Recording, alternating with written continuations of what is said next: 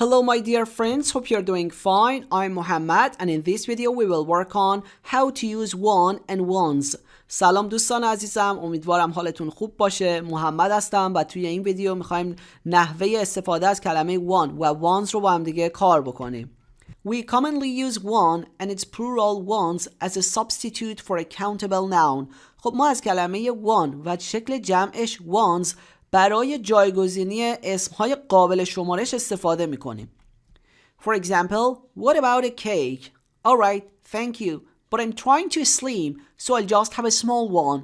خب توی این مکالمه کوتاهی که در واقع بین فرد A و B شکل گرفته، a cake که در واقع اسم قابل شمارش باشه، جایگزینی براش آوردیم توی قسمت B که one باشه. پس این one جای a cake اومده. به جای اینکه بگیم I'll just have a small cake گفتیم I'll just have a small one. خب معنیش هم میشه یه کیک چطور؟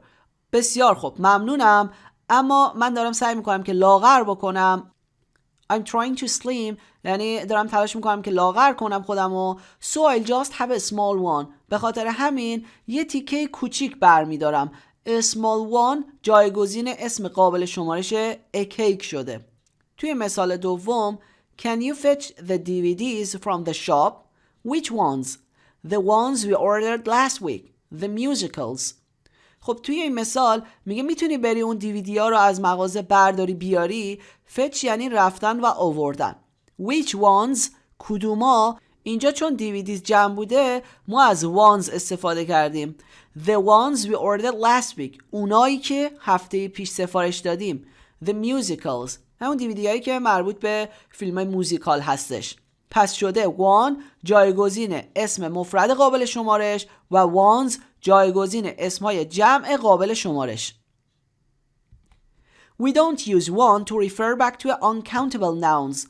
خب بنابراین ما از one برای اشاره به اسمهای غیر قابل شمارش استفاده نمی کنیم. For example, have you got any milk? Yes.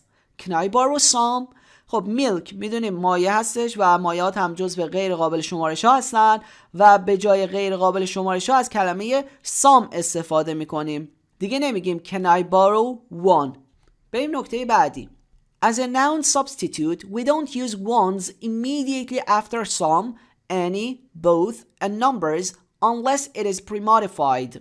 خب ما از کلمه ones برای جایگزینی اسمها گفتیم استفاده میکنیم، ولی بلا فاصله بعد از کلمه some, any, both و اعداد نمیاریمش مگر اینکه از طریق یک اسم یا صفتی اون اسم قبلیه در واقع توصیف شده باشه. مثال ببینیم. Are there any apples for dessert today? Yes, Tina bought some at the supermarket. We don't say, yes, Tina bought some ones at the supermarket. خب توی این مثال میگه یا سیب برای دسر امروز داریم؟ پارت بی میگه بله تینا یه مقداری از سوپرمارکت خریده. خب گفتیم که بلا فاصله بعد از کلمه سام نباید از ones استفاده بکنیم مگر اینکه توسط یک اسم یا صفتی توصیف شده باشه. مثال دیگر رو ببینیم. How many pens did you buy? I bought 4 green ones and 6 red ones. That should be okay, shouldn't it? The underlined words are pre-modifiers. خب توی این مثال میگه که چند تا خودکار خریدی؟ میگه من 4 تا خودکار سبز خریدم و 6 تا خودکار قرمز. اینجا ones در واقع جایگزین کلمه pens شده که جمع بوده و گفتیم که بعد از اعداد نمیاد. اینجا اعداد داریم 4 و 6 مگر اینکه pre-modified شده باشه، اون اسم توسط یک صفت یا اسم دیگه توصیف شده باشه که اینجا 4 green و 6 red pre-modifier هستن. That should be okay, shouldn't it? تک question هستش. میگه این باید خوب باشه نه؟ خب یه بار تعریف pre-modifier رو ببینیم. A word, especially an adjective or a noun that is placed before a noun and describes it or limits its meaning in some way. For example, in a loud noise, the adjective loud is a pre-modifier. خب پس اسم یا صفتی است که قبل از اسم میاد و اون رو توصیف میکنه یا به یک طریقی معنی اون اسم رو در واقع محدودش میکنه. A loud noise، اینجا کلمه loud که صفت باشه همون پریمادیفایر ما هستش. توی مثال بالا هم 4 green و 6 red در واقع پریمادیفایر بود. برای همین ما میتونیم بعد از اعداد هم حتی از کلمه ones استفاده بکنیم. بریم اسلاید آخر. When one refers back to a previous noun and is premodified, a determiner, a, an, the, this, your must be used.